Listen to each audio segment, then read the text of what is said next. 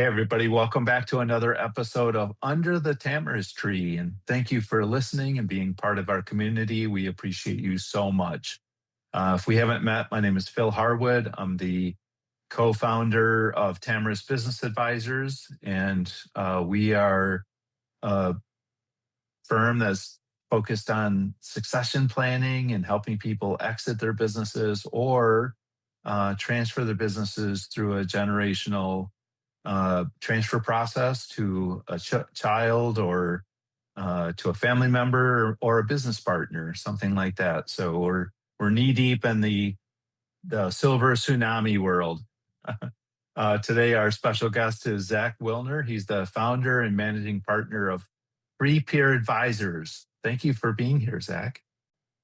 Yeah, thanks for having me, Phil. Excited to be here. Yeah, for sure. So we had a chance to link up last December when I was in Boston attending a conference. And if I remember right, you took the water taxi across the harbor, right? That was so that was the plan, but In December. that was the plan, but because we met later in the evening, I just missed the cutoff Oh, you were going for to. the Okay. last one. But Okay. I do take it every once in a while, and it's a lot of fun to take a boat ride to and from work. So yeah, so maybe next time. Yeah. Well, the point me bringing that up is you and your firm are based in Boston, We and are. and so many people have been to Boston for different things, and every time I mention Boston in any context, people go, "Oh, I love Boston." There's so much history, there's so much great food and things to do there, and you actually live in the North End, right? I live in the North End. That's right. Which is crazy to think about, like, because when I think of the North End, I just think of Italian restaurants, Mike's Pastries, the old church, Paul Revere's house, but people actually live there. Yeah. There's a lot of what you mentioned, the tourist spots, and then yeah, there's a lot of folks that live there. It's pretty central to town, so it's easy to get around. But yeah, that's definitely what it's known for. What you mentioned. Yeah. Are you a native of Boston?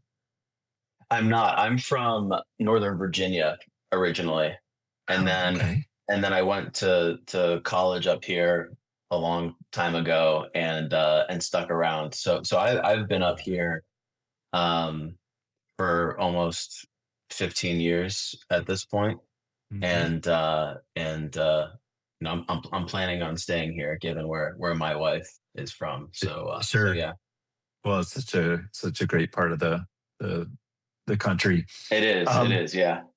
and you're a new father, so you're probably not getting much sleep these days. How's that going? You have a 4-month old? That's right. Yeah. We're still figuring out the sleep side of things, Mhm. but everything else is great. It's been super fun.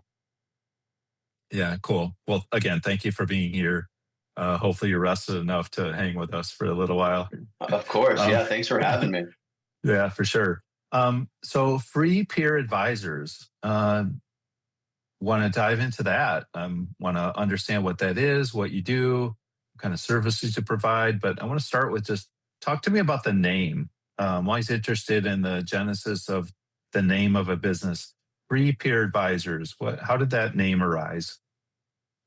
Yeah. So when I started the firm, I was living right on the Boston Harbor. And so the pier concept was Mhm. from that, just walking by that day in and day out, thinking about the business to start. Um, Mhm. and then the free part of it is really just um, it's almost optionality.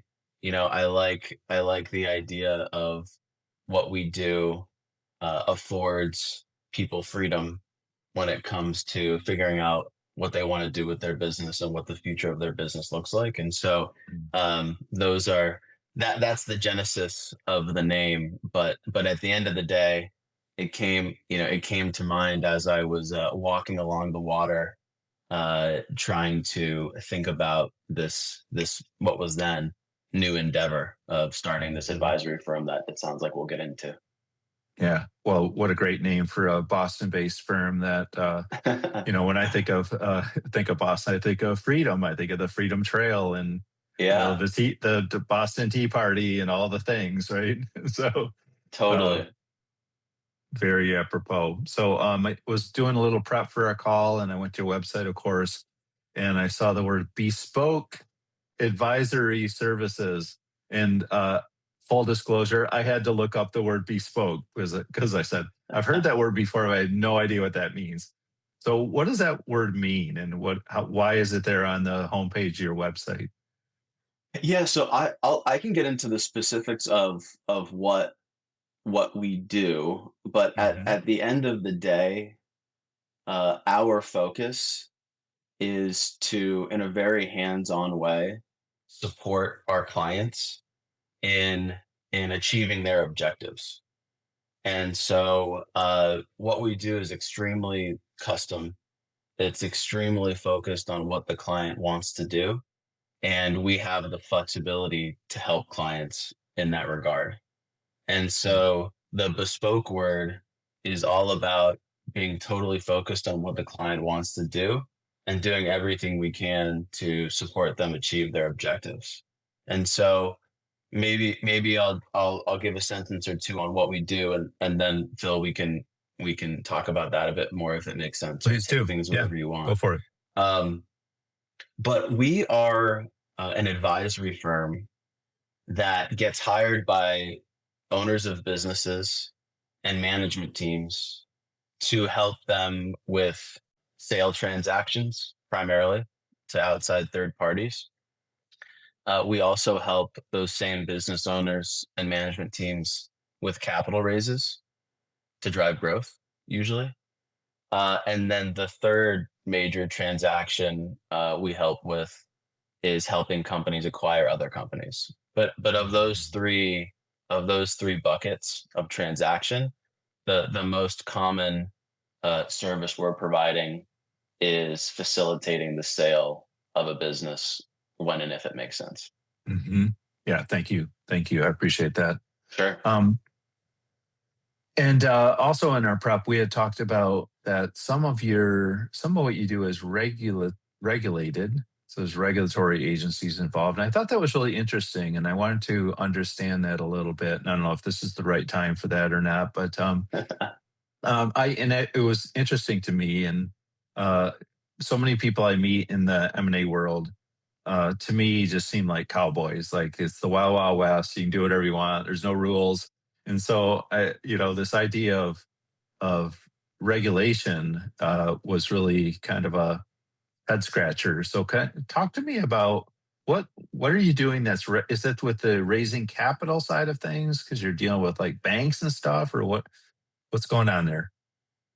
Yeah. So at a high level, there are certain types of transactions that are regulated, um, and the most common, my understanding, the most common area where regulation is applicable is when securities or the equity of a business is being transferred, and so that transfer can happen in any of those types of transactions that I mentioned earlier. Mhm, mhm, And because we are set up from a regulatory and compliance perspective and in an intentional way, we are able to have the flexibility to support our clients in a very wide range of transactions that they may want to pursue.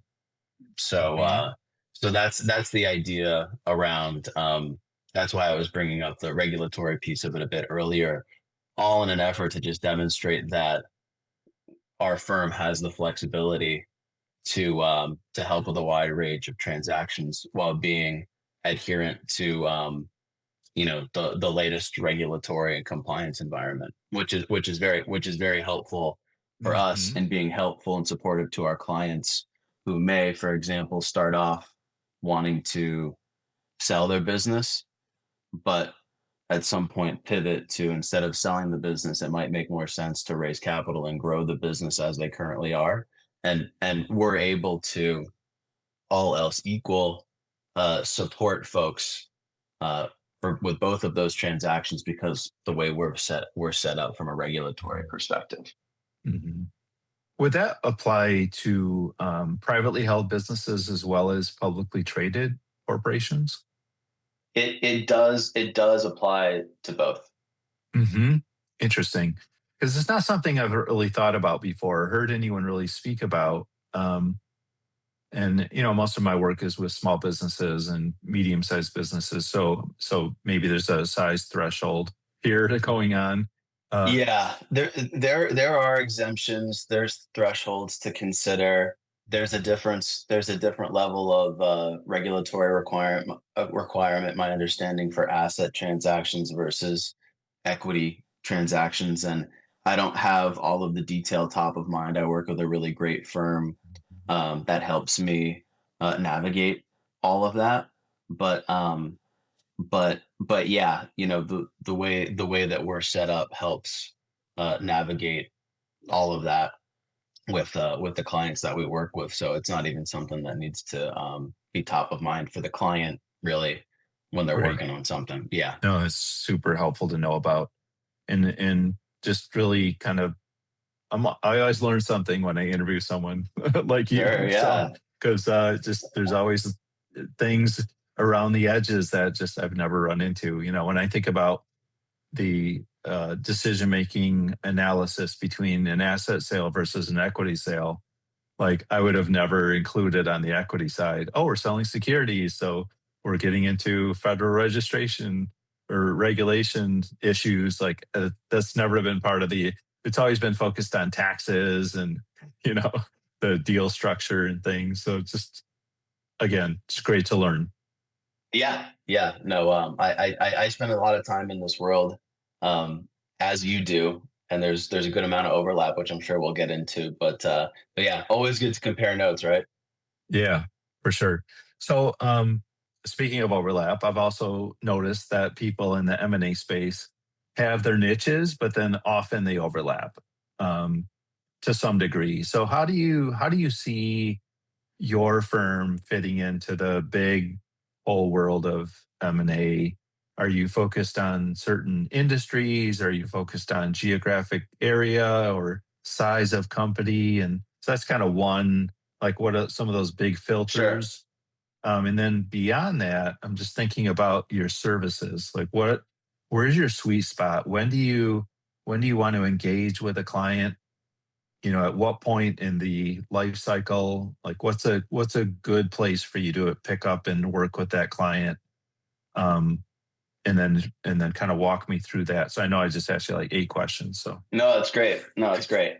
To answer that first question, so we're generally industry agnostic, and so we find that we're able to help clients across a wide range of industries because what we are experts in is the process of uh, facilitating a sale transaction, for example, for a client.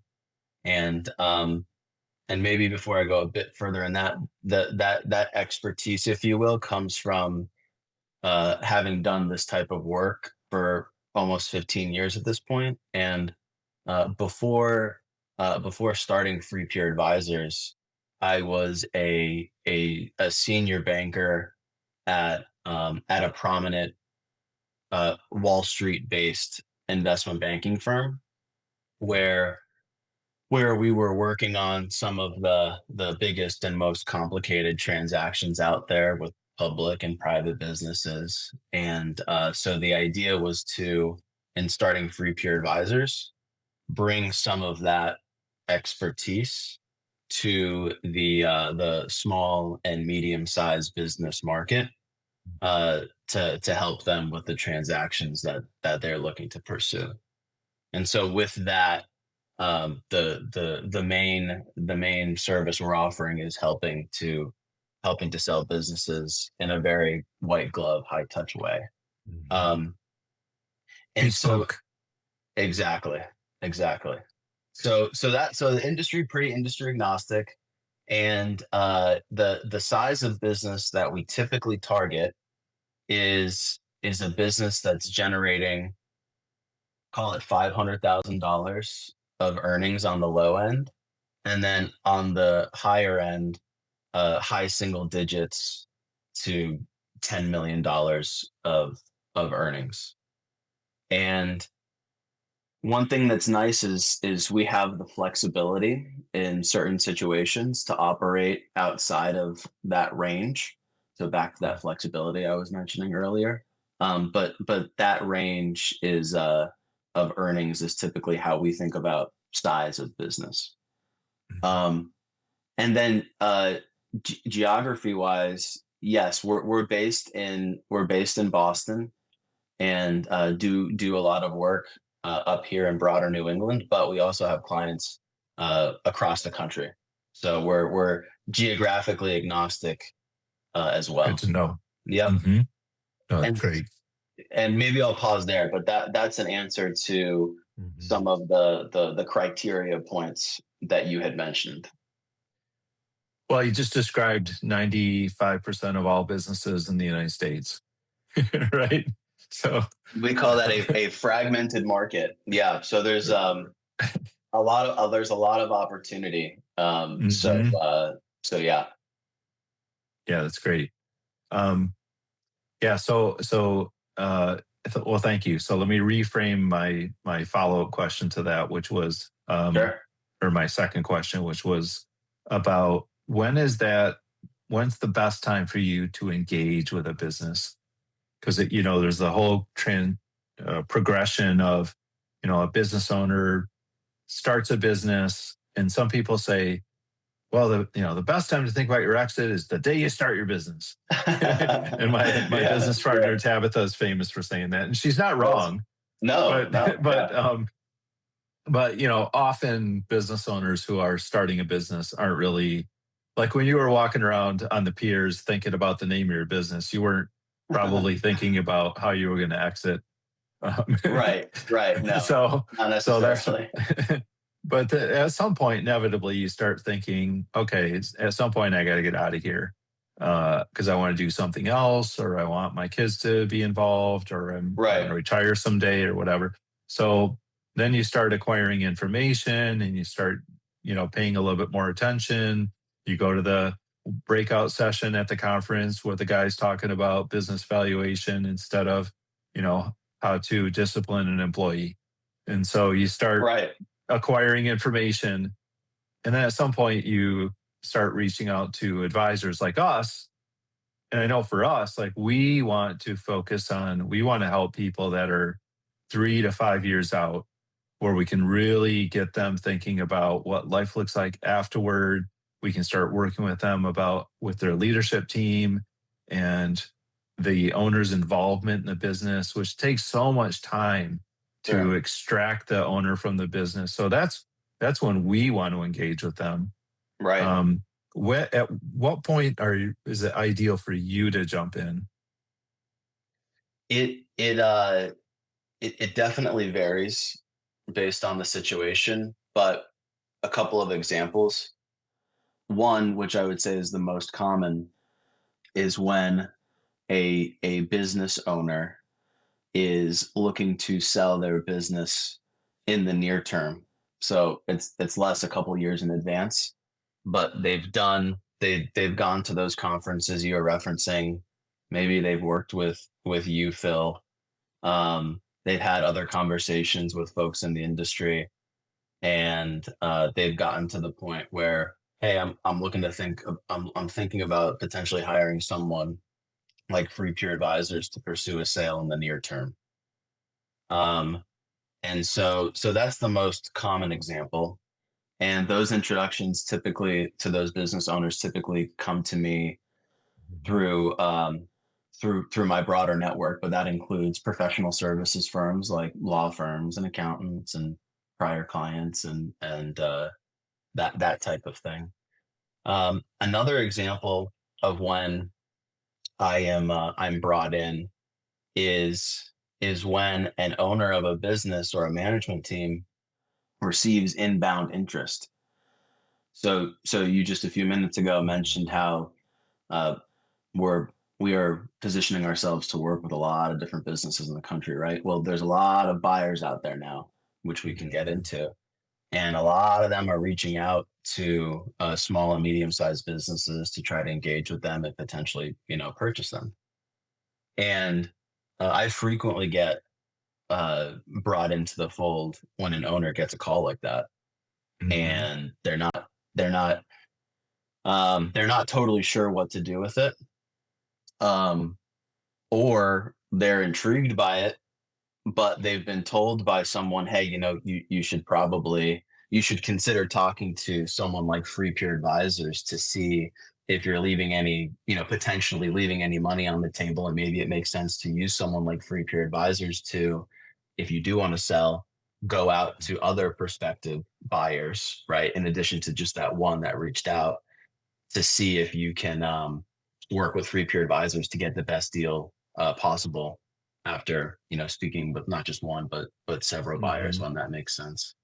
Yeah. Um, so I'd say those are the two most common example, or those are two common example. Another common example, which is a little bit different. It's a bit more growth oriented, but there are owners of businesses who will reach out because they're looking to do, um, maybe they're looking to do not a 100% sale of the business. They're looking to do a majority deal or minority deal, but they really want to partner with a buyer or an investor to do two things Mhm. typically. One, to take some chips off the table to generate some proceeds, right, from selling a majority or a minority stake in the business, right?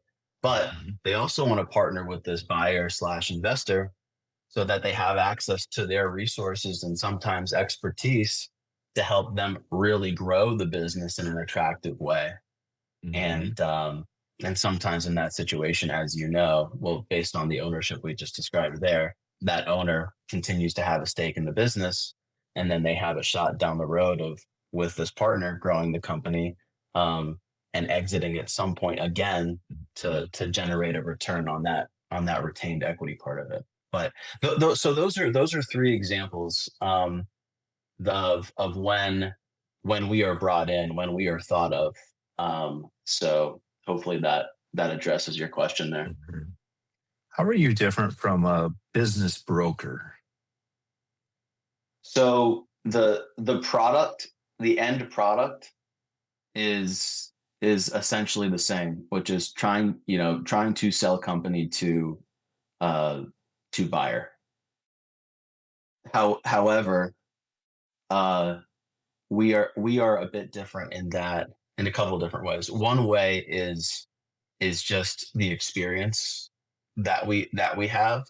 We feel that experience I mentioned a bit earlier, of spending almost a decade at a large Wall Street based investment banking firm working on these larger transactions.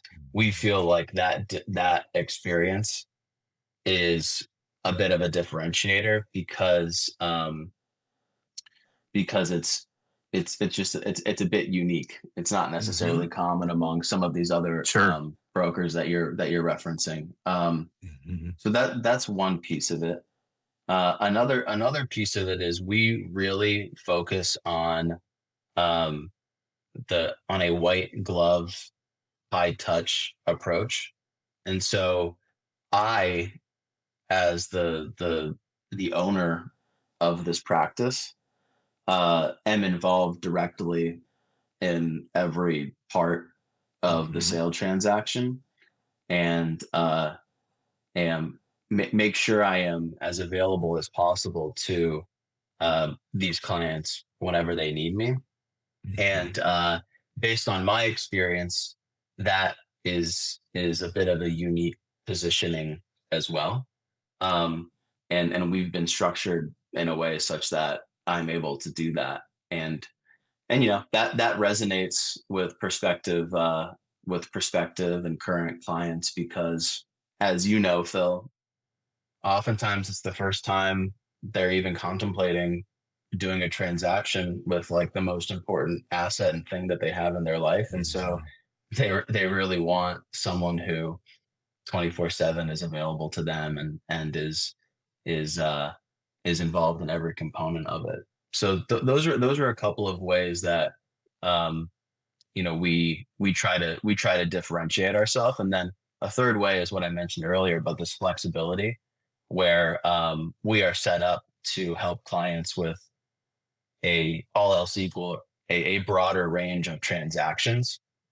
Um, given someone might want to try to sell their business and pivot to raising capital or buying another company, that type of thing, we can help folks with all of those transactions. So I'd say those are the three ways we try to differentiate ourselves, and the three ways that tend to resonate with clients that choose us is that experience I mentioned, um, and then the white glove, high touch approach, as well as that flexibility.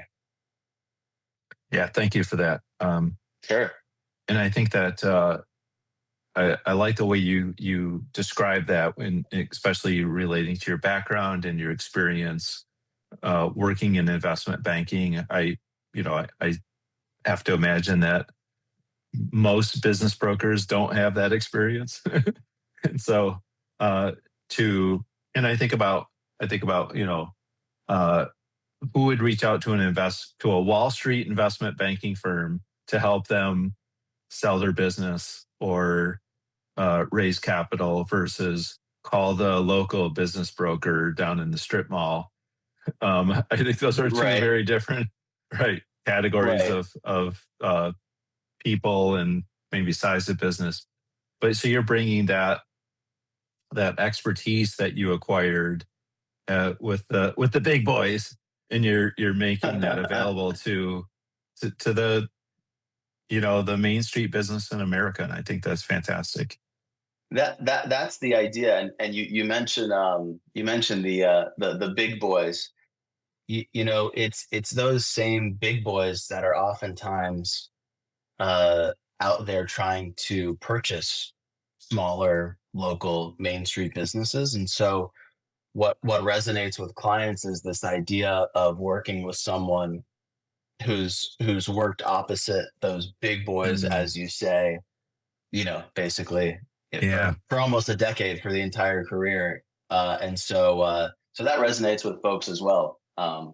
To your point about the buyers that are out there. mhm. Right, because you've seen the other side of the conversation. You're not intimidated by that. You know what's happening in the other room, right? So, and you can bring some of that experience to bear for the sake of your client, which I think is great.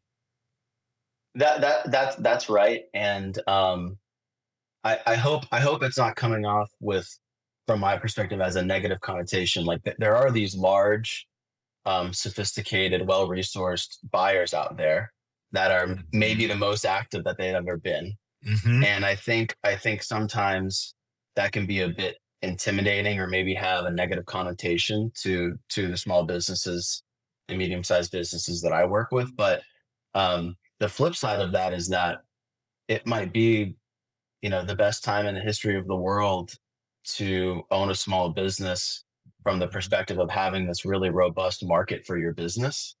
Um, just 100%. given how many buyers there are out there. Mhm. And in my experience is that most of these buyers are they're very smart, and they're trying to figure out deals that work for both sides of the table as well.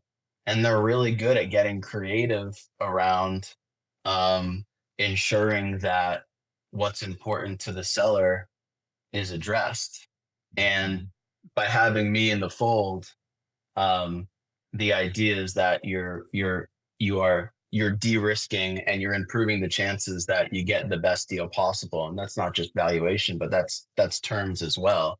And based Mhm. on my experience, these buyers, um, because in part because it is so competitive to purchase these small and medium-sized businesses, they can be really accommodating and put forth some really compelling proposals that my clients like to take a look at.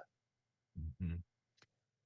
No, that's good. And I've often thought that the real, you know, the real negotiation should be on a lot of the terms. The Yeah, valuation's the valuation, and we can, and earn out is a whole nother conversation. But just there's so much there in the terms that a normal seller would never be aware of or think about. But when you talk about a sophisticated buyer, there's a power imbalance, right, between a company who is a team who's actively buying companies with expertise and um, sophistication, and then if you have just a seller who is not as equipped, who right, doesn't sell businesses for a living, they own a right. business, they operate a business.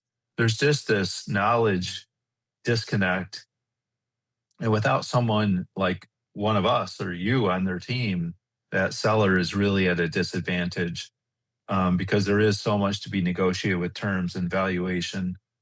Um, you've talked a That's little bit right. about different types of buyers, and I just want to take a minute and kind of get your perspective, with, what are you seeing in terms of these platform companies that just seem to be popping up everywhere and just gobbling up industries as fast as they can. I see it in hospitality, I see it in landscaping, I see it in, any all the service businesses.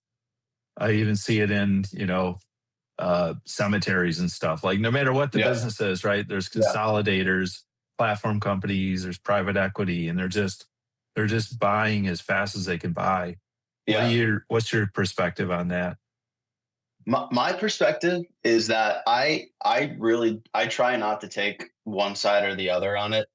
Um, you know, on what I think is right or what I think should be happening. My where I come in, my thought process is I want whoever my client is to have the best options available to them Mhm, to achieve their objectives. Like mhm, that's what I care about. Okay. And so if I have a client whose number one objective, for example, is to get the highest price possible, okay, so that they can uh, have a comfortable retirement and so that they can leave capital behind for generations to come, then uh, then that in that example might mean that one of these private equity roll-ups that you mentioned maybe mhm, is the right buyer universe to engage with. And mhm, um that's my reaction to it. And by the way, an owner of a business, uh there might be other things that they really are focused on, and that might not lend itself to being, mhm, such that private equity firms are the way to go. It might be a different type of buyer. It might be a local, another maybe slightly larger local firm with whom my client already has a nice relationship with, and they'd like to mhm, transact with them, and that's great too. But I am just totally focused on um, providing the client with the best options possible mhm. to best position them to achieve their objectives. Um, so so yeah. So unfortunately, I don't have a particularly sharp take on that world. As long as my clients are getting what they want at the end of the day, you know. No, I love that, and certainly wasn't implying that you should have a certain feeling about any type of buyer, because you're right. Every buyer is, and I agree with you 100%. Take, more options is better. Give it, aligning Yeah, the seller's objectives with the buyer's objectives and finding the right fit is, and again, just having a if we're working with a seller who isn't aware of what all the options are and isn't aware of what the implications are of certain types of transactions, well, then that's where we can add value and that's really right. help that seller achieve their goals. So I just love that perspective, and I appreciate that. I've had clients have very good outcomes with strategic buyers versus, and with private equity, and Right. platform companies, and I've had people have uh, transactions that have ended up in court because there wasn't sufficient dialogue, Right. there wasn't good planning on both sides. The terms of the deal weren't properly negotiated, so there were all Right. these assumptions that were made, and I think that's where people focus on the valuation and the price, and they miss there's probably I don't even know. There's probably 35, 40 like Yeah. specific terms that should be negotiated aside from price. And if you just blow past all that because you're salivating at some number, that's a problem. Totally. I totally agree. That's why, to the point that you were making earlier about when it's ideal for you to be brought in.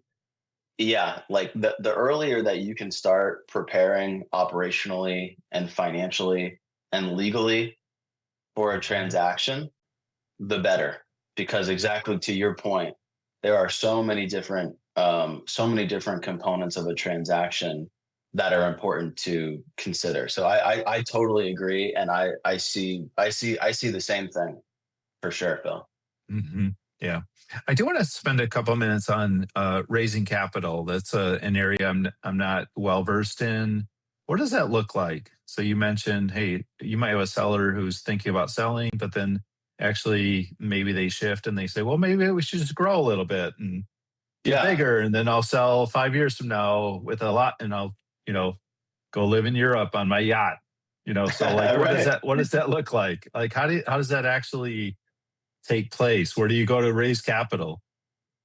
So oftentimes, um, well, I'll give you an example. So in that example that you were referencing there, and this is the situation that I am most frequently involved in, is owner of business does not want to sell 100% of the business, but they want to sell a stake in the business to to take some chips off the table to get some proceeds. But as part of that, they want to partner with an investor who will provide the capital to take those chips off the table, right? To get the proceeds from that Mhm. minority sale, for example. Uh, but that investor or that buyer is also planning to invest more in that business to grow it into the future. Mm. And oftentimes the investor in that transaction can be the same type of buyer, private equity firm who would purchase 100% of the business. So sometimes it's the same buyer. It's just they turn Mhm. it more into an investor, right? Got it. Um, Okay. and so that's oftentimes called a recapitalization instead of an Mhm. outright sale. But if you're selling the majority of the business, it's still technically a sale. But Mhm. um, but in my world, that's where the transaction for practically speaking, turns into more of a capital raise because you as the owner of the business are trying to do a deal primarily to grow the company with a new partner. Does that Got it. make sense, Phil? For Yeah. sure. Yeah. Um, so more of a strategic alignment, bringing in an investor versus helping someone apply for an SBA loan. Right? Right. It's not debt that we're working Hmm. on, and it's not so much a startup raising capital from a venture capital firm. It's more Hmm. of, I like what you said. It's more of I guess, later stage strategic investment from Hmm. typically well, it could be a private equity firm, could be a family office. It could be a strategic. You mentioned strategics earlier. It just could be a Hmm. larger business that's doing the same thing as the company that is looking to make an investment along the lines that I just laid out. But to answer your question, that transaction where it's not 100% of the business being sold, and there is a component to partnering with a buyer or investor that's going to put more capital in the business to grow it, so that the owner Hmm. typically stays involved, family stays involved, but has a second bite at the apple, if you will, down the road. Hmm. Uh, I bucket that at least into the capital raising that we help folks with. Yeah. I have a million questions for you, and we could turn this into a 8-hour podcast, I got a million which I questions for which you I too, Phil. which I don't want to do. One of the things I always like to just touch on these podcasts before we wrap up is just I like to hear about people's background, where they went to school, how they got involved in the industry, and things like that. But before I jump into that, is there just anything else you want to kind of share about your business or your services or anything that we didn't go deep enough into? Like you said, there's a lot more that we could discuss, and I have a million questions for you too. So we'll have to we'll keep comparing notes. But uh, I would say that if anyone anyone tuning in to this program has any questions around what a sale or a capital raise, as I described it, could potentially look like, and if it could potentially be relevant to you, Mhm. um, please feel free to reach out to me, or if you're more comfortable discussing it with Phil first, and then he can bring me in when it makes sense. Definitely feel free to reach out to us. You know, Phil and I have talked enough in the past to know, that I know, no pressure, informal Mhm. intro Right. calls are welcomed. Okay, even if we're not getting hired tomorrow, we love what we do and we want to have these Hmm. conversations. So please feel free to reach out to either of us Yeah, that's to great. I discuss it. feel the same way. What's the best way for someone to reach out to you? So email is great, Hmm. and I'm at Zach.Willner at freepieradvisors.com. Um, and maybe Phil, if it's not a Hmm. pain in the butt, if you want to maybe drop that into the description at some Sure. point. Yeah. No, I totally will. So yeah, email's great, and Hmm. but if you'd like to find me on LinkedIn as well, that works well as well. Cool. Awesome. Thank you. So how does someone get involved in the M&A world in the way that you or end up working for an investment banking firm? Are you you know MBA, Ivy League MBA? Is that the only path, or how do you end up there, Zach? No, that is definitely a path. That's for sure. But the way that I got into it was, so I went to Babson College, which is a small business school up here in Massachusetts, and uh, I met I took a finance class, and there was an investment banking component to it where Mm. basically the business was introduced, and I found it interesting. But I had a really great professor who was teaching that Hmm. class, who was super helpful in helping me understand what it entails, Mm. and helping me get into it. And so, right from right from college, I got into investment banking almost 15 years ago, and I luckily just fell in love with the business itself. Hmm. uh Being able to help really smart, impressive, great clients, business owners, with something that's among the most, important decisions that that maybe they'll certainly make in their career, right? Hmm. And so Yeah. I fell in love with being able to help with that, and so I just kept doing it and kept having a good time doing it, and that's where we are today. Hmm.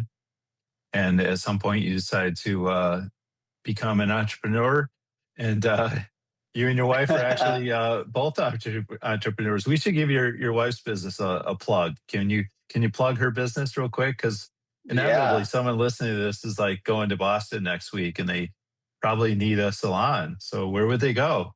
So my wife owns a salon called M. Louise Studio, and it's based, like Phil said, in Boston, and it's on Newbury Street. So either Everyone if knows you're Newbury Street. so Yeah. hopefully everyone knows Newbury Street. Even if Hmm. you're just visiting, you will probably go there. So yeah, Hmm. Look her salon up, Awesome. and maybe I'll see you guys there. Awesome. That's great to know. All right. What didn't we cover? Last word. Last word, I Zach. I think we covered it all. This has been great. Like you said, I could talk about it a lot more, and I hope there's opportunity with folks listening in today to continue the Mhm. discussion in ways that are most helpful to your listeners. So Yeah, thank you thank for you. having me, Phil. Well, thank you very much. We might do a deep dive into one of the more granular topics here that popped up. So in the future. So, Awesome. Zach, thank you for being here. Have a wonderful rest of your day, and we'll talk soon. Okay. You too, Phil. Thank you.